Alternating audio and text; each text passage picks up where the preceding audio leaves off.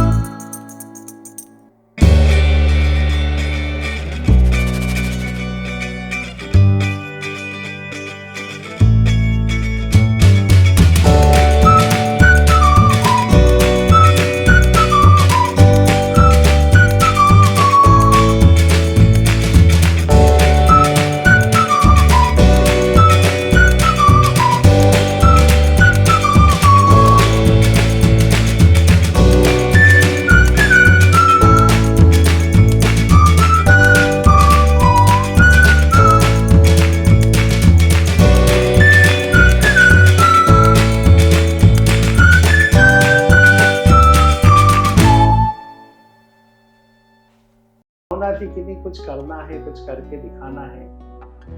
फिर धीरे धीरे संगठन को भी लगा, तो भारतीय जनता पार्टी में चेहरे व्यक्ति संगठन भी देखता है, वॉच करता है और जो कार्यकर्ता इस योग्य है उसको दायित्व जी। आगे बढ़ाते हैं। उस कार्यकर्ता को भी नहीं मालूम पड़ पाता कि कब वो नेता बन गया।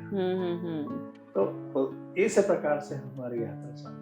मतलब आपने खुद के लिए संघर्ष करना शुरू किया, खुद के संघर्ष के साथ साथ आपने अपने मित्रों के लिए संघर्ष करना शुरू किया और मित्रों के साथ साथ वो कारवां आपका बढ़ता गया, बिल्कुल बढ़ता गया। और एक बड़ा ही अच्छा वाकया सुनने में आता है आपके लिए कि कहते हैं कि देश के सबसे महंगे सांसद हैं आप। इसके पीछे की कहानी क्या है?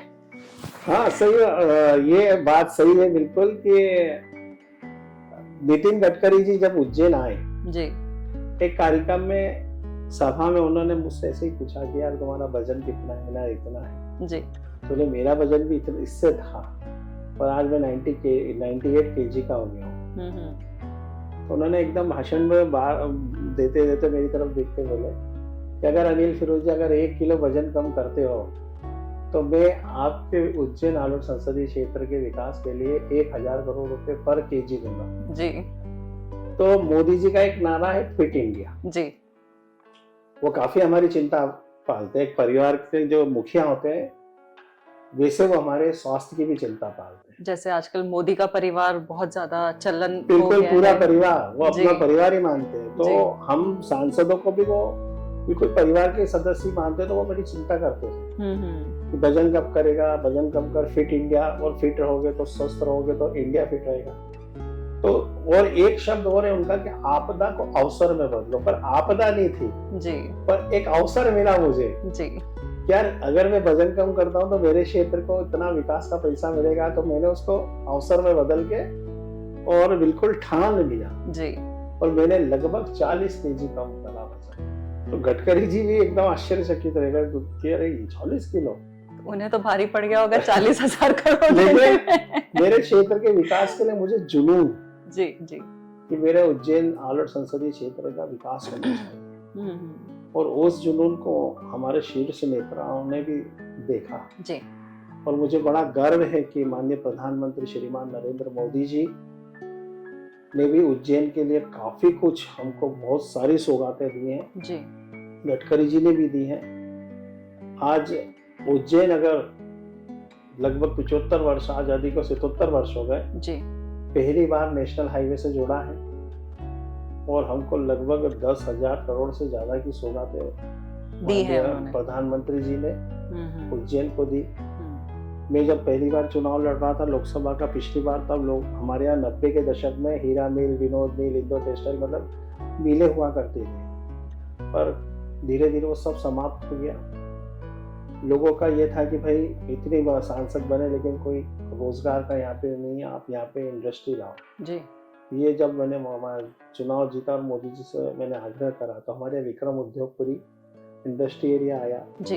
अभी कोविड में माननीय प्रधानमंत्री जी ने कहा कि आत्मनिर्भर भारत, और आपको ध्यान हो तो हमारे जो मेडिसिन है ये सब बाहर से आयात होती है, जी जी जी, चाइना के ऊपर डिपेंड। आत्मनिर्भर भारत में मोदी जी ने कहा कि सब इंडिया में ही होना चाहिए, बनना चाहिए जी। तो उन्होंने देश में 4 मेडिकल डिवाइस दिए, उसमें से एक मेडिकल डिवाइस उज्जैन को दिया। अरे वाह। और सबसे बड़ी सौगात जो है महाकाल लोक, पहले यहाँ पे जो दर्शनार्थी थे, तीर्थ यात्री जो आते थे दर्शन करने, वो 25 से 30,000 पर डे आते जी। लेकिन महाकाल लोक का जब माननीय प्रधानमंत्री जी ने लोकार्पण करा, उसकी जो पब्लिसिटी हुई जी, उससे आज की तारीख में लगभग 1.5 से 2 लाख लोग पर डे आते हैं। बिल्कुल। और 30 त्योहार जैसा भी शिवरात्रि के तो 12 लाख लोग। अरे वाह। तो ये जो पर्यटन, यहाँ का धार्मिक पर्यटन या जो आस्था का एकदम दुनिया को मालूम पड़ा महाकाल का, बोले महाकाल तो आदिकाल से जी जी, लेकिन मोदी जी के कारण और पब्लिसिटी हुई, महाकाल लोक के कारण इसकी और मीडिया ने जो पब्लिसिटी करी जी, लोगों का श्रद्धा के केंद्र है। तो यहाँ पे आर्थिक स्थिति उज्जैन की और सुधरी है, रोजगार के अवसर बने हैं जी। आज इंडस्ट्री, मेडिकल डिवाइस हो या इंडस्ट्री एरिया, हमारे यहाँ 40 से ऊपर कंपनियां आ गई जी, और हर कंपनी में कहीं 4,000 लोगों को, कहीं 3,000 महिलाओं को ऐसे रोजगार मिल रहे हैं, और भी इंडस्ट्रियां लग रही हैं। तो ये जो विकास कार्य, रेलवे की कई सौगातें, 850 करोड़ का अभी मोदी जी ने हमको रेलवे स्टेशन की सौगात दी जी, और पूरे उज्जैन आलोट संसदीय क्षेत्र में लगभग उनमें 6 स्टेशन भी है। तो ये जो सौगातें मिली हैं, ट्रेनिंग सेंटर, पश्चिम रेलवे का ट्रेनिंग सेंटर यहाँ पे खोल रहा है 175 करोड़ की लागत से, 650 करोड़ की लागत से नागदा में 100 मेगावाट बिजली का उत्पादन का प्लांट लग रहा है जी जी। हमारे यहाँ हमारी जो रेलवे लाइन थी इंदौर फतेहाबाद उज्जैन, ये हमारी जीवन रेखा है जी, क्योंकि हमारे उज्जैन के युवा पढ़ने भी जाते हैं इंदौर, यहाँ के लोग वहाँ नौकरी करने भी जाते हैं, यहाँ के किसान जो ग्रामीण क्षेत्र के हैं वहाँ पे सब्जी दूध, ये तो हमारी जीवन रेखा है जी। वो बिल्कुल बंद हो गई थी, मीटर गेज थी, उसको उखाड़ दिया था, वहाँ पे सड़क प्रस्तावित हो गई थी। जब हमने मोदी जी से आग्रह करा तो मोदी जी ने वो रेलवे लाइन वापस से दी जी, और मीटर गेज की जगह ब्रॉड गेज, और ब्रॉड गेज की जगह डबल लाइन दी जी, और मेमो भी चालू हो गई है, जिससे कि हमारे अप डाउनरों को, हमारे स्टूडेंट्स को, हमारे किसान को बड़ा फायदा हुआ है। इंदौर से उज्जैन, देवास एक सर्कल डबल लाइन का हुआ, चिंतामणि स्टेशन और उसका नवीनीकरण हो गया, बहुत अच्छा स्टेशन बना, हमारा कड़छा स्टेशन अच्छा बना, हमारा विक्रमनगर स्टेशन ये तो बन के चालू भी हो गए, और नए में अभी 850 करोड़ का रेलवे स्टेशन जो है वो दिया है, उसका भी अभी भूमि पूजन हुआ। नागदा में 25 करोड़ का दिया है, महिदपुर में ओवर ब्रिज दिया 37 करोड़ का, खाचरोद में 20 करोड़ का दिया। मतलब ऐसे कई सौगात, मतलब वास्तव में मोदी है तो मुमकिन है। और इतनी सौगात है, उतना विकास कार्य हुआ कि आज हमारे उज्जैन की आर्थिक उन्नति भी हो रही है, युवाओं को रोजगार भी मिल रहा है। और अभी हाल ही में उन्होंने एक रेलवे लाइन है जो 1932 में सिंधिया जी के परिवार ने अंग्रेजों को लोन दिया था, उज्जैन से झालावाड़ रेलवे लाइन जी, वो इंदिरा जी के शासन में मीसा जब लगी तब वो लाइन उखाड़ के फेंक दी गई जी। और पूर्व सांसदों ने भी काफी प्रयास करे लेकिन वो नहीं कर पाए। लेकिन अभी मैंने माननीय मोदी जी से जब निवेदन करा तो उन्होंने उज्जैन झालावाड़ लाइन की स्वीकृति दे दी और डीपीआर बनाने के लिए 5 करोड़ रुपए भी सैंक्शन जी जी तो जी। वो भी एक हमारा बहुत बड़ा काम हुआ। तो आने वाले समय में हमको सीधा तो उज्जैन से सीधे दिल्ली के लिए एक शॉर्ट रेलवे ट्रैक मिलेगा और उस क्षेत्र का विकास भी हो। बिल्कुल होगा। तो ये सब चीजें जो लोगों के बीच में गई हैं तो लोगों को मोदी जी के प्रति बड़ा विश्वास है जी। अभी और जैसे मोदी की गारंटी गारंटी मोदी है। जी ने कहा है तो वो होना है, सही बात है। अभी जैसे आपने महाकाल लोक की बात कही है कि जिस तरीके से टूरिज्म बढ़ा है, उज्जैन में बढ़ा है और इस टूरिज्म की वजह से होटल इंडस्ट्री, टूरिज्म इंडस्ट्री को काफी बूम मिल रहा है, लेकिन उसके आगे क्या, मतलब जैसे अभी आपने बताया कि हजारों से लाखों तक आपकी संख्या पहुंची है यहाँ पे डिवोटीज की, तो लाखों से हम करोड़ों तक, क्योंकि जैसे अगर हम राम मंदिर की बात करते हैं तो एकदम से अयोध्या पलट गई, वो नगरी बिल्कुल पलट गई। तो ऐसा हम कुछ एक्सपेक्ट करते हैं यहाँ के लिए कि ऐसा ही दुनिया उज्जैन की पलट जाए। अभी आपने शायद राष्ट्रपति जी का भाषण, महामहिम का भाषण भी सुना? अभिभाषण जी, अभी नहीं सुनने में आया। विगत एक वर्ष में यहाँ पे तीर्थ यात्री 5 करोड़ आए हैं। ओह। ये बहुत बड़ा अचीवमेंट है और दिन प्रतिदिन वो संख्या बढ़ रही है। और सबसे बड़ा बेनिफिट ये चूंकि डबल इंजन की सरकार और हमारे यहाँ के जो मध्य प्रदेश के मुखिया भी जी अब चूंकि वो उज्जैन के तो और तेज गति से उनके नेतृत्व में जो काम हो रहा है जी और विकास हो रहा है तो दिन प्रतिदिन उज्जैन को तो ठीक मध्य प्रदेश को भी सौगातें मिली। जी जी जी। तो उसमें उज्जैन के वो हैं, जैसे अभी माननीय मोहन जी ने मेरी बहुत समय से मांग थी कि जावरा से नागदा, उनेल, उज्जैन होते हुए पीतमपुर जी। ये 4 लेन रोड की बहुत सख्त आवश्यकता थी क्योंकि इस रोड पे बहुत एक्सीडेंट हो रहे थे। तो हमारे यशस्वी मुख्यमंत्री जी ने उसको अभी कैबिनेट में स्वीकृति दी है। वो लगभग 5,000 करोड़ का रोड जी जी जी। तो ये बहुत बड़ी सौगात जी। है। और आने वाले समय में 2028 में सिंहस्थ आ रहा है तो सिंहस्थ में और ज्यादा विकास कार्य होंगे क्योंकि सिंहस्थ में अब की बार लगभग 10 करोड़ से ज्यादा लोगों के आने की हमको संभावना है। तो उनको उस क्राउड को ध्यान में रखते हुए उनको फैसिलिटी देना तीर्थयात्री दर्शनार्थियों को जी। तो उसके लिए और हमको विकास करना पड़ेंगे। तो इसमें हमारे यशस्वी प्रधानमंत्री श्रीमान नरेंद्र मोदी जी का तो आपको मालूम ही है कि उनका बड़ा और है बिल्कुल आध्यात्मिक भी जी है जी जी। तो वो उसकी चिंता भी था और हमारे यशस्वी मुख्यमंत्री भी। तो ये डबल इंजन की सरकार आने वाले समय में और विकास करने वाली है। उज्जैन की दिशा और दशा दोनों में परिवर्तन बहुत तेज गति से होगा। क्योंकि 2019 में आप आए हैं, 2019 से पहले भी बीजेपी थी, तो तब के उज्जैन में और 2019 के बाद के उज्जैन में और अभी अगर वैसे तो बनना आपने ही है, पता है जिस तरीके से लोग आपके लिए प्रार्थना कर रहे हैं, तो 2024 के बाद के उज्जैन में इन तीनों में हम कैसे फर्क नजर आ रहा है? मतलब देखिए हमारे प्रधानमंत्री जी का बिल्कुल विजन जी कि आने वाले 25 साल में देश को किस दिशा और दशा की ओर ले जाना जी और उन्होंने उसके लिए अभी से एक जो है ब्लूप्रिंट उनके दिमाग में उसके लिए उन्होंने काम चालू कर दिया और देश को आने वाले समय में वो 3 ट्रिलियन इकोनॉमी की तरफ ले जाना जी। तीसरी महाशक्ति बनाने के लिए भारत को तत्पर है। वो अभी तत्पर नहीं है, बिल्कुल उन्होंने तो वचनबद्ध हैं वो तो बिल्कुल।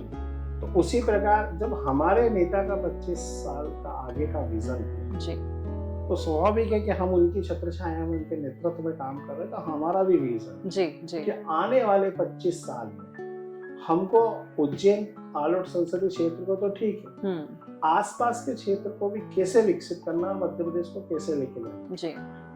तो आज अगर आप देखेंगे तो हम मुंबई सेंटर में उतरे तो वो 300 किलोमीटर का जो रेडियस है, चाहे बोरीवली, कांदीवली, शांतापुर, दादर, महालक्ष्मी, अगर हम घूमे 300 किलोमीटर का रेडियस है। ये छोटे छोटे टप्पे गांव इनको मिला के मेट्रो बना जी। ऐसे ही उज्जैन को सेंटर पॉइंट बना और उज्जैन से इंदौर, महू, धार, पीथमपुर, उज्जैन से आगर, सोया, सुसनेर, नलखेड़ा, झालावाड़ तक, उज्जैन से रतलाम, मंदसौर, नीमच, उज्जैन से मक्सी, शाजापुर, ब्यावरा, बचौर, उज्जैन से देवास, सोनकंज, भोपाल, ये 200 किलोमीटर का है। जी तो इसको सेंटर पॉइंट हम इसलिए मान रहे हैं उज्जैन का, क्योंकि ये महाकाल बाबा की नगरी है और जी। ये विश्व का सेंटर पॉइंट है। यहाँ पे कर्क रेखा का जन्म स्थान है। ये चारों तरफ से बिल्कुल क्रॉस करेंगे तो यहाँ से ये सेंटर है जी। आदिकाल से। जी तो इसको हमने इस हिसाब से मेट्रो उसका रूट मैप लगाया कि चारों तरफ से नेशनल हाईवे, रेल से और एयरपोर्ट से इसको हम जोड़े। इसके बाद इसको धार्मिक पर्यटन के हिसाब से तो हम जोड़ डेवलप कर ही रहे हैं, लेकिन हम इसको एक उद्योग नगरी भी बना रहे हैं। देवास भी उद्योग नगरी बन रही है जी। रतलाम भी उद्योग नगरी बन रही है, इंदौर है ही, पीतमपुर, धार भी है। तो ये सब, और इंदौर, ओंकारेश्वर, सॉरी उज्जैन, ओंकारेश्वर, उज्जैन बगलामुखी और उज्जैन देवास और सलकनपुर माता, ये हमारी धार्मिक पर्यटन के हिसाब से इसको डेवलप करके, और आने वाले 25 साल में ये आपको देखने को मिलेगा कि ये पूरा एक मालवा मेट्रो के हिसाब से बिल्कुल डेवलप होगा। तो ये हमारा विजन है। जी। इसमें हमारे यशस्वी मुख्यमंत्री मोहन यादव जी भी बिल्कुल उसी विजन के साथ लगे। जी जी जी। जैसे आप बार बार इंडस्ट्रीज के ऊपर फोकस कर रहे हैं, टेक्सटाइल का बहुत बड़ा मुझे लगता है उज्जैन के अंदर एक हब है। तो टेक्सटाइल हब को और आगे बढ़ाने के लिए, क्योंकि कहा जा रहा है कि एक सेंट्रलाइज्ड टेक्सटाइल हब है यहाँ पे और जिस तरीके से वो काम कर रहा है काफी अच्छा और भी हो सकता है, तो उस चीज के बारे में आपके भी और क्या प्लानिंग्स हैं टेक्सटाइल को लेके? बिल्कुल, हम बिल्कुल तत्पर हैं, क्योंकि हीरा मिल, विनोद मिल, इंदो टेक्सटाइल, ये जो था ये श्री सिंथेटिक्स, ये टेक्सटाइल ही पहले हब था यहाँ पे। जी जी। ये तो मिलें तो बंद हो गई, लेकिन हमारे यहाँ का कपड़ा विदेशों में सप्लाई होता था जी। और आज भी जो मिलें खत्म हुई है, लेकिन छोटे छोटे जो लूम है जी, यहाँ पे हजारों की संख्या में, हाँ जी। और आज भी उज्जैन का जो कपड़ा है वो विदेशों को सप्लाई होता है। यहाँ का सबसे फेमस जो है बेरुगढ़ प्रिंट भी है, वो भी विदेशों में काफी लोकप्रिय है जी। तो हम उसको भी ध्यान में रखते हुए अभी 2-3 कंपनियां टेक्सटाइल की हम लेके आए हैं। अभी हाल ही में लीलन जी जो है वो इंडस्ट्री यहाँ आ रही है, बेस्ट आ गई है, और भी कई आ रही है। हम इसको यहाँ पे टेक्सटाइल पार्क बना रहे थे और हमारा स्वीकृति भी हो गया था, लेकिन किसी कारण से वो धार चला गया। फिर भी हमारी मध्य प्रदेश, हमारे मुख्यमंत्री से हमारी चर्चा हुई और वो भी तत्पर है कि यहाँ पे टेक्सटाइल हब वापस है, क्योंकि यहाँ पे अधोसंरचना सब डेवलप है, यहाँ वर्कर मिल जाएंगे, तो इससे अच्छा सुनहरा अवसर नहीं मिलेगा। तो इसको हम आगे पीछे टेक्सटाइल हब वापस से ये बने जी, इसके लिए हम प्रयास करें जी। अब उज्जैन जो है उसमें पुराणों में भी उज्जैन का नाम जी आदिकाल से, और उज्जैनी का नाम था अवंतिका नगरी जी, और पुराणों में उल्लेख है। और ये 2 यहाँ पे महत्वपूर्ण है, एक माँ शिप्रा और बाबा महाकालेश्वर जी। जैसे गंगा मैया पाप विनाशिनी गंगा मैया, वैसे हमारी शिप्रा मैया मोक्षदायिनी शिप्रा मैया जी, और दोनों का उल्लेख पुराणों में मिलता है जी। और यहाँ पे जब समुद्र मंथन हुआ और अमृत का जो वितरण हुआ था वो उज्जैन में ही। अच्छा। और जब राक्षस अमृत कलश लेके यहाँ से भागे जी, तो उस अमृत की बूंद हमारी मोक्षदायिनी शिप्रा मैया में भी गिरी, जिसके कारण जो कुंभ होता है, पर सिंह राशि में आने के कारण उज्जैन में कुंभ को हम सिंहस्थ कहते हैं। अच्छा। और यहाँ करोड़ों लोग इस भावना से आते हैं कि यहाँ पे स्नान ध्यान करने से मोक्ष मिलेगा जी जी जी। ये बात सही है कि मोक्षदायिनी शिप्रा मैया काफी प्रदूषित हो गई और ये साधु संत और जनता की भी मांग थी जो मैंने सदन में उठाई जी। और मुझे बड़ा गर्व है कि हमारे यशस्वी प्रधानमंत्री श्रीमान नरेंद्र मोदी जी ने उस बात को सुना और गंभीरता से लिया जी। और नमामि गंगे की तर्ज पे नमामि शिप्रे प्रोजेक्ट के स्वीकृति हो गई है। अच्छा। और 100 करोड़ रुपया भी उनने उज्जैन को और 500 करोड़ रुपए इंदौर, क्योंकि खान नदी वहां से एक आती है जो त्रिवेणी में आके हमारे उज्जैन में आके मिलती है जी। तो उसको शुद्ध करने के लिए कि खान को पानी को शुद्ध किया जाए, क्योंकि वो उज्जैन में त्रिवेणी में आके हमारा शिप्रा मैया का पानी को में मिलती है, जिससे कि वो प्रदूषित होती है जी। तो ये प्रोजेक्ट है, इस पे काम चल रहा है और अभी हमारे यशस्वी मुख्यमंत्री जी ने भी कहा कि इसको इस पे बड़ा नमामि गंगे की तरफ से हम प्रोजेक्ट को बना रहे हैं, ताकि आने वाले समय में हमारी वो शिप्रा मैया प्रदूषण मुक्त हो जी। और लोग यहाँ आके स्नान ध्यान करें और लाभ प्राप्त। तो कब तक का है ये, मतलब कितना समय लगेगा इस चीज को पूरा होने में, इस पूरे प्रोजेक्ट बड़ा है, इसमें थोड़ा टाइम आपको देना पड़ेगा और इसमें टाइम लगेगा जी, क्योंकि इसमें फॉरेस्ट भी काम कर रहा है, इसमें प्रदूषण विभाग भी काम कर रहा है, इसमें इरिगेशन विभाग भी काम कर रहा है। ये एक बड़ा प्रोजेक्ट है जी। और इसमें थोड़ा टाइम जरूर लगेगा, लेकिन हमारी मोक्षदायिनी शिप्रा मैया जो है अपने पूर्व स्वरूप को जरूर प्राप्त करेगी, ये मोदी की गारंटी और साथ में आपकी गारंटी भी है। मोदी जी की गारंटी मतलब हमारी गारंटी। जी जी जी। एक बहुत मजेदार किस्सा देखने को मिलता है आपको लेके कि कोविड के समय में जब ओपन करना था और आप अपनी बुलेट पे निकले थे, आपने मास्क लगाया था और आप सबको चेतावनी दे रहे थे कि मास्क लगाइए, मास्क लगाइए, बट आपने खुद ने हेलमेट नहीं लगा रखा था और आपको उसके लिए चालान काटा गया था। मतलब किसी नेता का चालान कटना और उस नेता के द्वारा उस चीज की स्वीकृति आना कि नहीं, मैं गलत हूं और मैं इस चीज को एक्सेप्ट करता हूं, उसके बारे में सर थोड़ा सा बताएं, क्योंकि ये एक एग्जाम्पल है अपने आप में, दूसरे नेताओं के लिए भी एक एग्जाम्पल है जो अपनी पॉपुलैरिटी का, अपनी पोजीशन का फायदा उठाते हैं। एक्चुअली क्या वो बहुत वास्तव में हमारे यशस्वी मुख्यमंत्री श्रीमान मोहन यादव जी और मैं जी, हम दोनों ही बुलेट पे थे। अच्छा। वो उस टाइम एजुकेशन मिनिस्टर थे, हाई एजुकेशन मिनिस्टर जी, और हम दोनों बुलेट पे निकले, मास्क लगा के निकले और हम जनता से अनुरोध कर रहे थे कि नहीं मास्क लगाएं, मास्क लगाएं, और एकदम मुझे एहसास हुआ कि यार हमने हेलमेट ही नहीं पहना है। जी। तो हम दोनों को लगा कि नहीं यार हम गलत हैं। जी। जब हम जनप्रतिनिधि अगर ऐसा करेंगे तो ये ठीक मैसेज नहीं जाएगा। जी जी जी। तो हम दोनों थाने गए।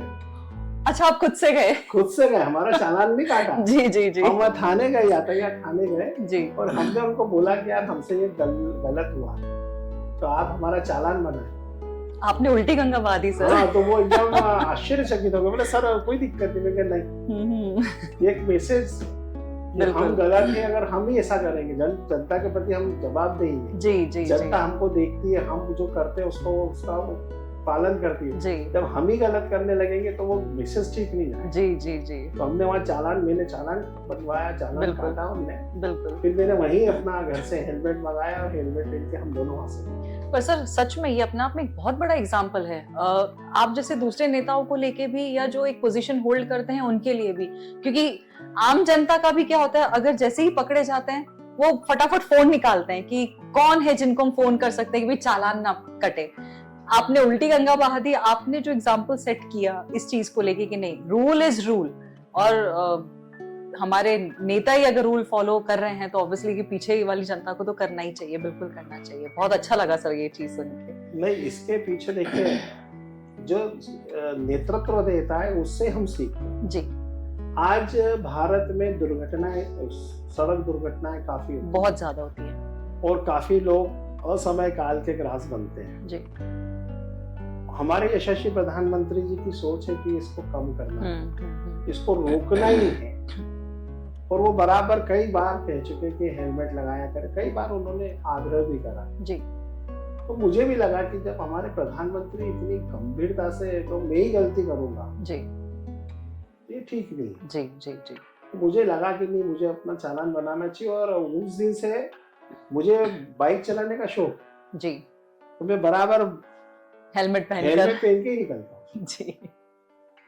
एक सर आपने नेहरू लियाकत एक्ट पे माइनॉरिटीज को हेल्प करने के लिए आपने एक संसद में उठाया था, प्रश्न उठाया था, CAA अब जैसे लागू भी हो चुका है, तो आपको क्या लगता है कि CAA किस हद तक माइनॉरिटीज को हेल्प करेगा, उनको उनका हक दिलाने?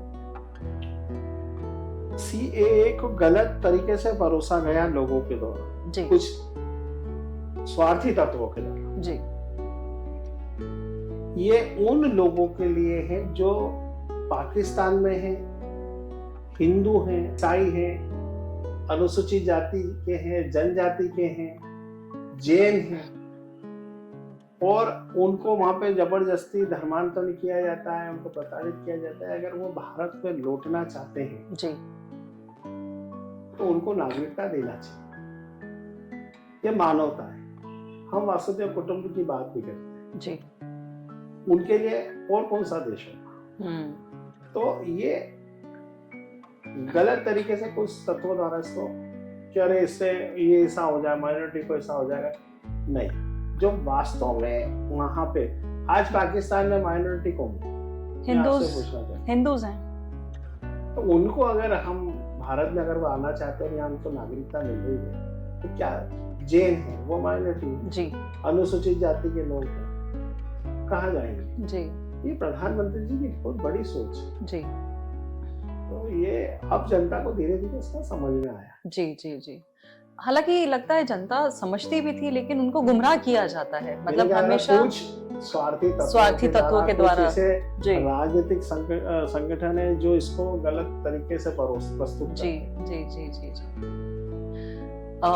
बैठे बैठे मेरी नजर वहां पर पड़ी है जिस पे लिखा है कृपया स्थानांतरण के लिए संपर्क ना करें। मतलब नेताओं को तो फोन ही इसीलिए किया जाता है कि सर मेरा यहाँ से स्थानांतरण करा दीजिए, यहाँ से ट्रांसफर वहां करवा दीजिए। तो आपने तो अपने यहाँ पे बिल्कुल क्लियर एक मैसेज लिखा हुआ है कि इस चीज के लिए तो आप बिल्कुल भी संपर्क ना करें। इसके पीछे की कहानी क्या है सर? देखिए, मैं आपको एक बात बताना चाहता हूँ, ये राजनीतिक नहीं जी। पहले लोग कहते हैं कि हमको नौकरी नहीं मिल रही, नौकरी नहीं मिल रही, कई बार ऐसे इशू आते हैं जी। और जब नौकरी मिलती है तो बहाना क्यों करते हैं? जी सही बात कि मेरी माँ की तबीयत खराब है, मेरे पिता की तबीयत खराब है, जो जीना ही है तो सरकार देखती है, समझती है। लेकिन जो देखो वो दूर जाना नहीं चाहता, काम कर, क्यों नहीं काम करना चाहिए? आपको जो काम मिला है, आपको भाग्यशाली नौकरी मिल गई है जी, तो आप ये देश के हित के लिए भी तो अच्छा है। हम बड़े भाग्यशाली है कि हम जनप्रतिनिधि हैं, सांसद हैं, और हम ही अगर मुंह चुराए नहीं जाए जनता के बीच में और काम नहीं करे तो गलत नहीं है। बिल्कुल बिल्कुल। तो बस आपको जो दायित्व दिया गया है उसको ईमानदारी से करना चाहिए। जी जी। और हाँ, जीवन है समस्या है तो उसके लिए समाधान है। इससे तो फिर दूसरे को, लोगों को अवसर दो ना। बिल्कुल सही जो बात। काम करना चाहते हैं, जी जी जी, देश की तरक्की में अपना हाथ बटाना चाहते, कंधे से कंधा मिलाकर के चलना चाहते, क्योंकि ये सोच तो लाना पड़ेगी जी। और ये परिवर्तन अब धीरे धीरे मोदी जी के नेतृत्व में आ रहा है कि वो 18-18 घंटे काम करते हैं जी। तो हम उनको भी देखते हैं जी कि जब हमारे देश के प्रधानमंत्री इतने ताकत से लगे हुए हैं तो हमको भी काम करना चाहिए। वो मैं दूसरे हमारे जो कर्मचारी अधिकारी गण है उनको भी यही कहूँ जी, यार आप अपना योगदान तो देश के लिए दो, बिल्कुल, ताकि हमारा देश को हम जो विश्व गुरु बनाना चाहते हैं तो सबको कदम ताल करना पड़ेगी, कंधे से कंधा मिला के माननीय मोदी जी के नेतृत्व में काम करके विश्व गुरु बनाना चाहिए जी जी जी।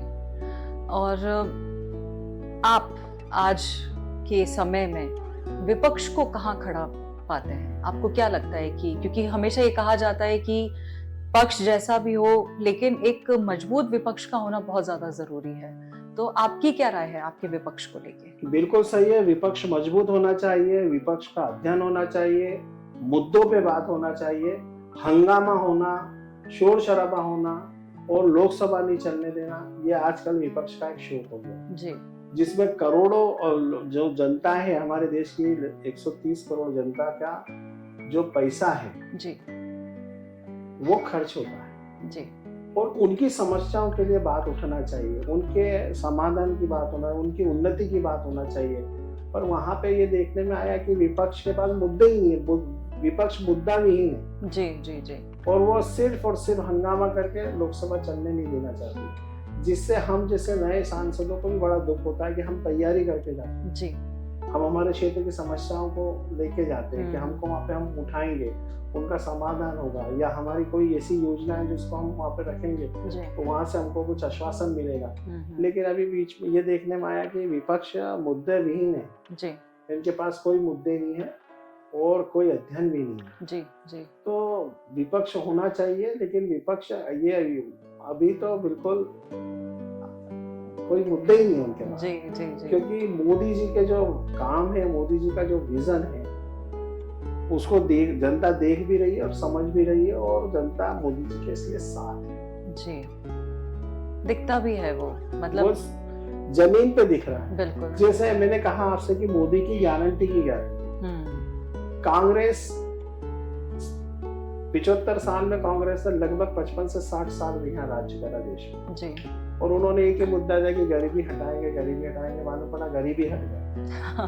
लेकिन मोदी जी के कार्यकाल को आप देखेंगे 10 साल के, तो 25 करोड़ गरीब जनता को गरीबी रेखा से ऊपर लाने का अगर किसी ने काम करा तो उनका नाम है नरेंद्र मोदी जी जी। आज उन्होंने कहा कि मैं 3 करोड़ दीदियों को लखपति बनाऊंगा, तो उसके लिए वो बिल्कुल यत्न और प्रयत्न से लग गए जी। आज 100 सहायता समूह के माध्यम से दीदियों को उन्होंने रोजगार उपलब्ध कराना चालू करा जी। और आने वाले समय में जो मोदी जी ने कहा है, जो गारंटी है, उसकी गारंटी है कि 3 करोड़ दीदियां जी 100% लखपति बनेंगी। ये काम करने का एक विजन, एक तरीका है जी जी जी। आज अगर हम एक चीज देखें कि कोई आपदा या विपत्ति आती थी तो हम याचक के रूप में पश्चिम देशों की ओर देखा करते थे कि ये हमारी सहायता करेंगे। कोविड आया, वही पश्चिम देशों को ये था कि अरे भारत तो कहाँ है, ये क्या करेगा, 130 करोड़ की आबादी है, कितने लोग मरेंगे, क्या होगा। लेकिन हमारे नेतृत्व तो बहुत मजबूत है। खुद मोदी जी कोविड सेंटर गए, साइंटिस्टों को उन्होंने मोटिवेट करा, प्रोत्साहित करा। साइंटिस्ट तो वही थे जी, साइंटिस्ट तो पहले भी वही थे और आज भी वही है। उनको प्रोत्साहित करना, उनके पीठ पे हाथ रखना और कर सकते हो, एक आत्मविश्वास जो थे, नेतृत्व जो उन्होंने दिया जी, जी, जी। उसका परिणाम ये हुआ कि भारत ने सबसे पहले वैक्सीन बनाया। कोई भी वैक्सीन बनाने में उसको WHO से सर्टिफाइड कराने में 5 साल का समय लगता है, कम से कम 5 से 7 साल का जी। वो काम 9 महीने के अंदर करके 130 करोड़ की आबादी वाले देश को मुफ्त में वैक्सीन लगाना, ये भी एक शोध का विषय है। बिल्कुल सही कह रहे हैं कि भारत की जो क्षेत्रफल, जो रचना है, कई पहाड़ है तो कई नदियां हैं, कई दर्रे हैं, कई रेगिस्तान है। ऐसे में एक टेम्परेचर में बॉक्स में रख के उस वैक्सीन को ले जाके, क्योंकि एक बार वो कैप्सूल खुला तो 10 का था वो, और उन लोगों को लगाना, नहीं तो वो कैप्सूल खराब हो जाए जी जी जी। ऐसे घोड़ों से तो जहाज से तो नाव से, जिससे भी खच्चर से, हर से स्थान पे उन्होंने पहुंचाया है। हर प्रांत में उन्होंने, हर गांव में सबको 130 करोड़ की आबादी वाले देश को वैक्सीन लगाना, ये भी एक विश्व को शोध का विषय है। बिल्कुल। और हमने तो अपने देश के लोगों को मुफ्त तो लगाया ही, दूसरे देशों को 100 देशों को, उससे भी ज्यादा देशों को मुफ्त देने का काम करा। जो हमारे दुश्मन देश, हम जिसको मानते हैं कि ये हमारे लिए, जब देखो जब कुछ ना कुछ हरकतें, आतंकवादी हरकतें कर, उन लोगों को भी हमने मुफ्त वैक्सीन लगवाया जी। हमने वासुदेव कुटुंब की हम बात नहीं करते, हम वासुदेव कुटुंब का आत्मसात करके पालन करते। ये नरेंद्र मोदी जी ने पूरे विश्व को बताया। बिल्कुल। आज इटली चले जाओ, फ्रांस चले जाओ, अमेरिका चले जाओ, उनने अपनी जनता से वैक्सीन लगाने के पैसे दिए, लेकिन भारत ने उन देशों को भी मुफ्त में वैक्सीन देके, तो आज भारत का मान विश्व में मोदी जी के नेतृत्व में बढ़ा है। आप नरेंद्र मोदी जी, आपकी हर एक लाइन में 10 बार नरेंद्र मोदी जी का नाम आता है। पर्सनली आपका कितनी बार इंटरेक्शन हुआ है, या कैसे, मतलब आपका एक उनके साथ में जो आपका वार्तालाप हुआ है वो कैसा रहा है आपका? मोदी जी के साथ जब मिलते हैं तो हमको ये एहसास होता है कि हम हमारे परिवार के मुखिया से मिलते हैं जी। वो छोटी छोटी बातों की चिंता बात, जैसे अभी उन्होंने कहा भारत की जनता मेरा परिवार, कहा नहीं, वो उसको दिल से मानते हैं और उसके लिए काम करते हैं जी। आज उन्होंने कहा, जब पहली बार उन्होंने शपथ ली तो कहा कि मेरी सरकार गरीब किसान मजदूर की सरकार। उन्होंने आज आप उनकी पूरी योजना उठाते थे, उन्होंने उसका अक्षरशः पालन किया। उन्होंने कहा कि सबका साथ, सबका विकास, सबका विश्वास और सबके लिए प्रयास, वो पूरा आप देखें। एक पिता की जो, आज मैं ये कहना चाहूंगा कि मोदी जी एक पिता की भूमिका में जी। एक पिता बच्चों के लिए सोचता है कि मेरे बच्चों को रोटी की व्यवस्था हो जाए, रोटी की व्यवस्था होती है तो वो सोचता है हे भगवान मेरे बच्चों को कपड़े की व्यवस्था हो, कपड़े की व्यवस्था हो जाए तो वो राजा हो या रंग, वो सोचता है हे भगवान मेरे बच्चों को छत मिल जाए।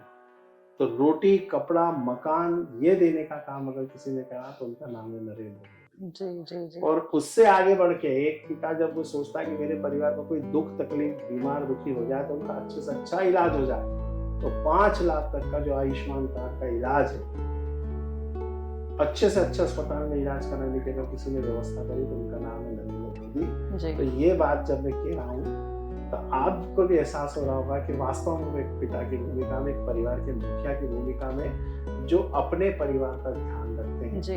हम भी जब मिलते हैं तो मेरी सेहत के बारे में उन्होंने मेरी पत्नी से भी बात की। अच्छा। उन्होंने पूछा, मेरी बेटी से भी बात की, मतलब वो छोटी छोटी बातें को वो परिवार के मुखिया जैसा ध्यान। जैसे आपने अपनी पत्नी, अपनी बेटी के बारे में बताया, मैं खुद एक महिला हूँ और मैं जानना चाहूंगी कि महिला सुरक्षा और महिला रोजगार हम कहाँ खड़ा पाते हैं अपने आप को?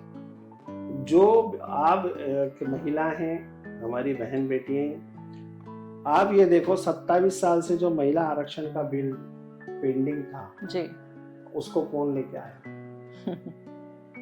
आज आप देखें कि किसी बहन बेटी के साथ कोई गलत काम होता है, कोई दुराचारी है, कोई अत्याचारी है, तो उसको फास्ट ट्रैक पे लाके उसको फांसी तक की सजा का प्रावधान किसने कराया जी? तो आज जो है हमारी बहन बेटियों के लिए अगर कोई सोच रहा है तो वो है नरेंद्र जी, जिन्होंने कई कानूनों में परिवर्तन कर दिए जी। और 3 तलाक जैसा, उन्होंने महिला में भी कोई समाज या जाति पंथ नहीं देखा। उन्होंने 3 तलाक जैसा कानून पास करा जी।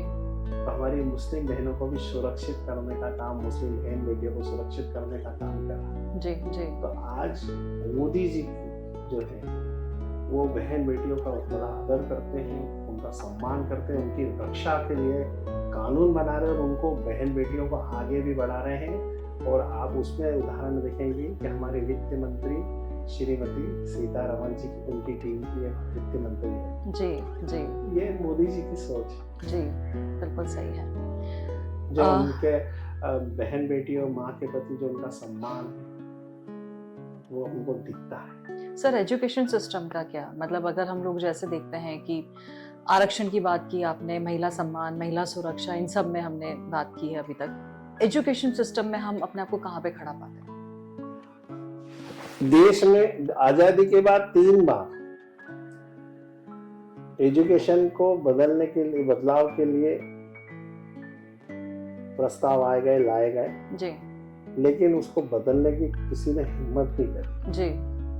अगर वो हिम्मत किसी ने करी तो वो है नरेंद्र मोदी। आप फिर बोलोगे कि क्योंकि इतने साल बाद जी, 68 साल बाद हमारा शिक्षा नीति बनी जी, बनी नहीं है, लागू जी। नहीं तो हमारे देश को हम बोलते हैं कि 200 साल से गुलाम था, 200 साल से गुलाम, 2000 साल से गुलाम। पहले मुगलों ने, कई आतताइयों ने हमारे देश में आक्रमण करा, राज करा, और उन्होंने, और फिर उसके बाद अंग्रेजों ने, इन सब ने ये प्रयास करा कि हमारी संस्कृति को नाश करने का काम करा, हमारी शिक्षा को नाश करने का काम करा। क्योंकि किसी देश को अगर खत्म करना तो उसकी शिक्षा और उसका धार्मिक आस्था, ये सब, उसकी संस्कृति पे वार करेंगे तो देश खत्म होगा जी। लेकिन हमारे ऋषि मुनियों की तपस्या, उनका आशीर्वाद कि हमारा देश फिर भी संघर्ष करता रहा। लेकिन जो हमारी शिक्षा नीति थी जी, उसको अगर किसी ने बदला है तो वो है नरेंद्र मोदी, और लागू भी कर दिया। और मध्य प्रदेश पहला राज्य है जहाँ पे शिक्षा नीति सबसे पहले लागू है जी जी। और इसका आने वाले समय में हमारे देश को बहुत हमारे बच्चों को बहुत। सर, आपने जैसे 12वीं तक फ्री एजुकेशन, कंपल्सरी एजुकेशन की बात की, ग्राउंड लेवल की अगर हम लोग बात करते हैं तो किस तरीके से अगर इस चीज को हम लागू करने की कोशिश करें कि नहीं, हर बच्चे को उसका एक मौलिक अधिकार है कि उसको फ्री एजुकेशन और कंपलसरी एजुकेशन मिलनी चाहिए, तो ग्राउंड लेवल पे हम इसको किस स्तर पे देखते हैं अभी कि कहाँ तक ये पहुंची है? ये बात सही है, मैंने राइट टू एजुकेशन की बात तो मुद्दा उठाया था जी कि मोदी जी का धन्यवाद, राइट टू एजुकेशन उन्होंने लागू करा कि ये मौलिक अधिकार बच्चों को पढ़ाने के लिए। जी और मैंने उसमें एक चीज़ और कही थी कि हम जो बच्चे को, जो गरीब बच्चा है, जो उसके माँ बाप उसको नहीं पढ़ा पाते, उसको हम अच्छे स्कूल में एजुकेशन दे रहे हैं जी, और 8वीं के बाद फिर उसको हम उस बच्चा वापस से उसके माँ बाप उसको नहीं पढ़ा पा रहे, तो वो बच्चा कहीं का नहीं रहेगा जी, फिर उसको हम वहाँ पे वो वहाँ ही चला जाएगा जहाँ से हम उसको लेके आए। जी, तो इसको और एजुकेशन को आगे, इनकी राइट टू एजुकेशन में इसको और बढ़ाएं जी, ताकि वो बच्चे पढ़ लिख के देश के सेवा करें और देश के विकास में अपना योगदान दें। जी, तो ये मुद्दा मैंने जब उठाया तो उनको आश्वासन दिया और उस पर गंभीरता से विचार हो रहा है और आने वाले समय में मुझे पूरा विश्वास है कि ये हमारे प्रधानमंत्री इसके लिए अच्छा निर्णय लेंगे। जी, जी, और मेरे को ये पूरा विश्वास है कि जो तीसरा कार्यकाल होगा उसमें 100% ये चीज हो जाएगी, बिल्कुल होनी ही चाहिए क्योंकि हो जाएगी। ये मोदी की गारंटी ये मोदी जी की गारंटी। बिल्कुल सही कह रहे हैं। बहुत सारी चीजें डिस्कस की सर, मतलब अच्छे टॉपिक्स भी उठाए हैं, थोड़ा आपके और मेरे बीच में मजाक भी हुआ, काफी लाइट कॉन्वर्जेशन की तरफ भी गए हैं हम। इस बीच में एक वापस से मैं एक टॉपिक लेकर आऊंगी, महिला सुरक्षा का। बहुत बुरा लगता है कभी कभी जानकर भी कि क्यों महिलाओं को उन नजरों से देखा जाता है कि जहाँ पे महिला खुद को असुरक्षित महसूस करती है। क्यों कभी ये असुरक्षा की भावना किसी पुरुष के मन में नहीं आती, क्यों नहीं आती है, महिला के मन में ही क्यों आती है? और कब तक ये रहेगा कि एक महिला को घर से निकलने से पहले ये सोचना पड़ेगा कि आज उसके साथ में छेड़छाड़ ना हो कहीं पे, या सुरक्षित घर लौटे, अच्छे मन से घर लौटे। वो भारत हमें कब देखने मिलेगा सर? देखिए, मैं फिर वही बोलूंगा जी कि जो है हमारे जो 10 साल के कार्यकाल है जी, आप इसमें देखेंगे कि जो निर्णय हुए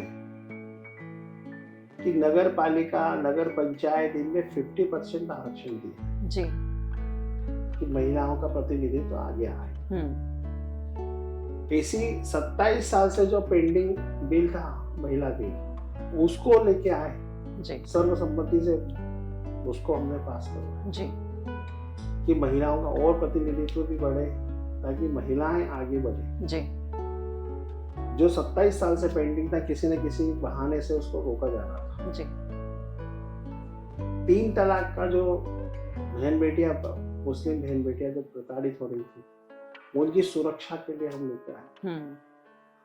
तो ये धीरे धीरे धीरे करके और कानून बना जी, कि अगर कोई बहन बेटी के साथ कोई ऐसे दुराचारी या अत्याचारी कोई हरकत करता है तो उसको फास्ट ट्रैक पे लाके फांसी तक का प्रावधान लाए। जी, जी, तो कानून में भी बदलाव लाए जी, माननीय मोदी जी और अमित शाह जी, और कई कानून उन्होंने लागू भी संसद किए। में पटल पे लाके नए कानून बनाए, संशोधन करे और उनको लागू भी करवाए। जी, तो ये धीरे धीरे जो पहले जो परंपरा थी, जो भी होता था महिलाओं के साथ, जी, उसको सख्ती के साथ समान अधिकार, समान सुरक्षा और महिलाओं में, बहन बेटियों में ये कि देश के विकास में उनका भी योगदान कंधे से कंधा मिलाते रहे, जी, ये सुरक्षित करने का काम हमारे देश के यशस्वी प्रधानमंत्री कर रहे हैं।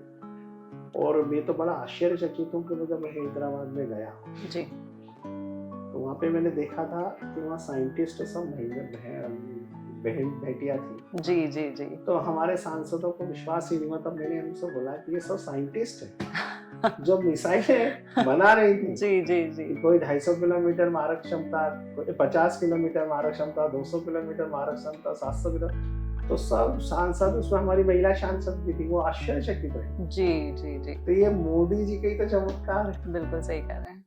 कि वो कितना आगे बढ़ा रहे हैं, महिलाओं और कितना उनको प्रोटेक्ट वो संरक्षण दे रहे हैं जी ताकि हमारी बहन बेटियां बच्चियां आगे बढ़ें। जी जी जी और ये जो है हमारा देश, हम जहाँ भारत माता को माता का हम दर्जा देते हैं, जी हमारी नदियों को हम माँ मानते हैं, जी जी हमारी दुर्गा सरस्वती माँ है, जी तो ये हमारा सनातनी देश है। जी और इसमें मोदी जैसे प्रधानमंत्री है, तो हमारी बहन बेटी हमारी श्रद्धा का केंद्र है, जी हमारे